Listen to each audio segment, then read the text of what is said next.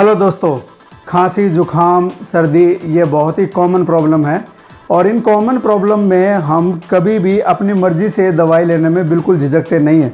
किसी को खांसी हो गई तो सीधा फार्मासिस्ट की दुकान पर गए, वहाँ पर सिंपली कफ सिरप लिया और लाके अपने आप को, अपने बच्चों को पिला दिया। कभी सोचते ही नहीं है कि उसके अंदर क्या है और उसका आपके शरीर पर क्या प्रभाव पड़ सकता है और वाकई उसकी ज़रूरत है भी या नहीं है। हमारे कंट्री में टीबी काफ़ी कॉमन है, हालांकि अब हमने काफ़ी कंट्रोल कर लिया है और हमने एक कमिटमेंट दिखाई है कि 2025 तक हम टीबी को एलिमिनेट भी कर देंगे हमारे कंट्री से। इसी में कंट्रीब्यूट करने के लिए आज हम बताना चाह रहे हैं कि कफ के लिए क्या किया जाता है, कितनी टाइप की दवाइयाँ होती है और उनके आपके शरीर के ऊपर उनका क्या प्रभाव पड़ सकता है। हेलो दोस्तों, मैं हूं डॉक्टर विजय, आप देख रहे हैं शॉन टिप्स। खांसी एक बहुत ही आम तौर पर होने वाली प्रॉब्लम है और इसके लिए हम लोग कई तरह के हथकंडे आजमाते हैं। सबसे पहले आपको समझना होगा कि खांसी कोई बीमारी नहीं है। खांसी हमारे शरीर का एक मैकेनिज़्म है जो हमको प्रोटेक्ट करने के लिए नेचर ने बनाया है, हमारा शरीर उसके लिए इस्तेमाल करता है। ये है हमारे फेफड़े, ये हमारी विंड पाइप है यानी कि सांस की पाइप, और इसकी आगे जाके दो हिस्सों में डिवाइड हो जाती है, एक फेफड़े और दूसरे फेफड़े के लिए, और ये आगे जाके और छोटी छोटी ब्रांचेज में तब्दील होना शुरू हो जाता है और इन सब का अपना अपना फंक्शन होता है। जो हमारी कफ होती है वो एक प्रोटेक्टिव मैकेनिज़्म होती है और जो खांसी होती है कि अगर यहाँ पर किसी भी तरह की कोई भी प्रॉब्लम हो गई है तो हमारे जो फेफड़े हैं, जो हमारा ये ब्रोंकस है, ये उसको बाहर निकालने की कोशिश करता है, ये हमारी विंड पाइप से बाहर निकल जाए और इसी मैकेनिज़्म को कफ बोलते हैं, इसीलिए कफ होती है। लेकिन बहुत बार क्या होता है, जब सर्दी जुकाम होती है या कोई किसी तरह का इन्फेक्शन हो गया है, बैक्टीरियल इन्फेक्शन हो गया है, तो ये कफ को निकलना थोड़ा मुश्किल हो जाता है। उसको निकालने के लिए कई अलग अलग तरह की मेडिकेशंस होती हैं।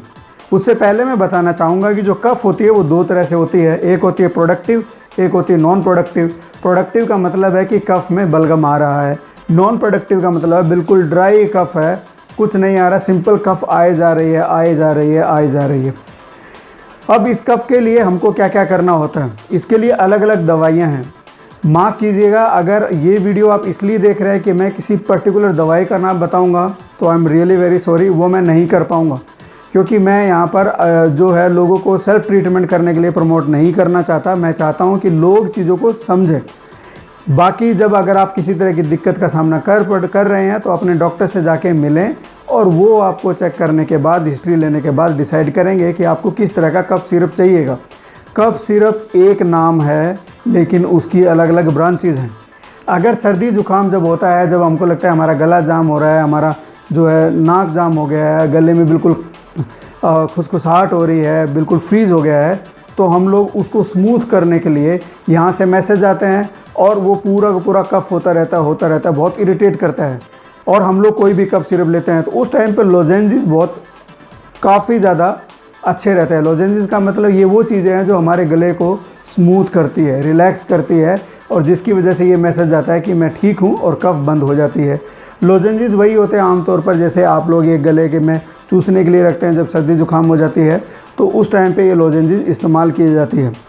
इसके साथ साथ में घर पे भी हम लोग कई तरह के लोजेंजिस बना सकते हैं। लोजेंजिस का मतलब है कि डेमोलिसेंट्स जो है, जो हमारे गले को स्मूथ करते हैं, जैसे कि अदरक का पानी, तुलसी का पानी, ये आपको काफ़ी ज़्यादा गला स्मूथ करते हैं। अदरक और जो हनी है वो मिक्स करके करते हैं, तो इनका पर्पस सिर्फ यही है कि ये हमारे गले को राहत पहुंचाते हैं।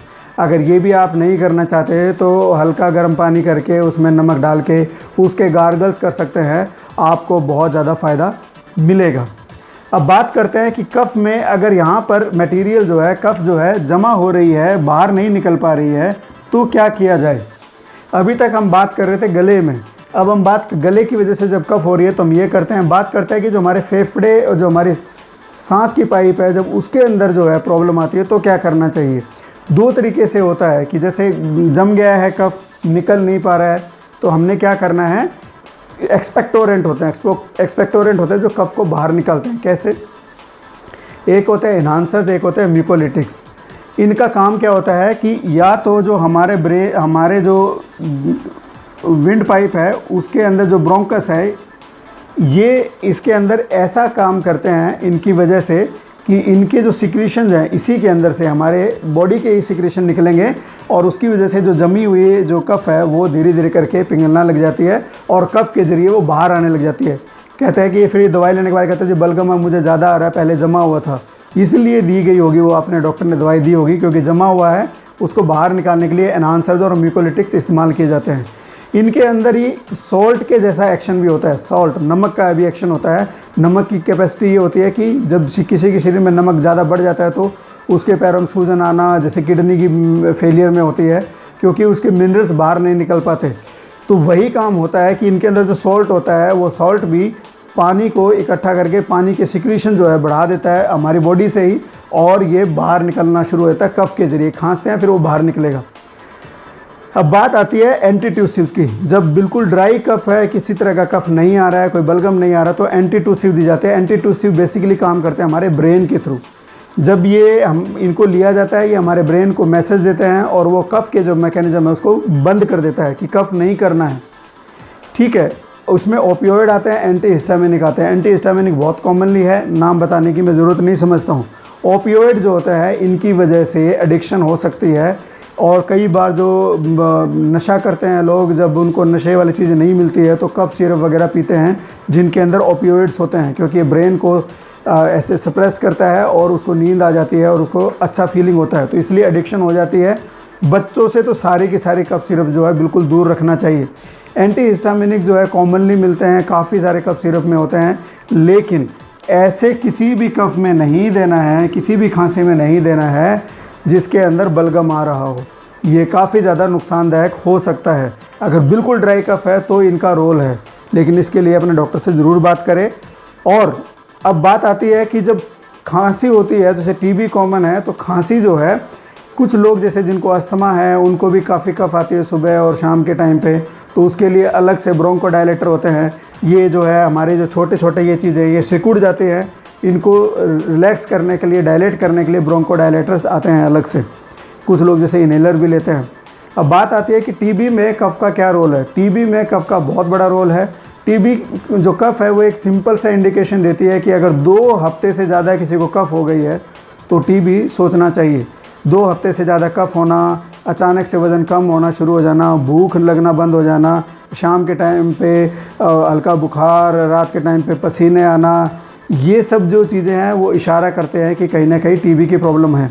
अगर सारे की सारी प्रॉब्लम आप नोटिस नहीं भी कर पा रहे हो तो भी अगर 2 हफ्ते से ज़्यादा कफ़ है तो आपको जाके अपने डॉक्टर के पास दिखाना चाहिए।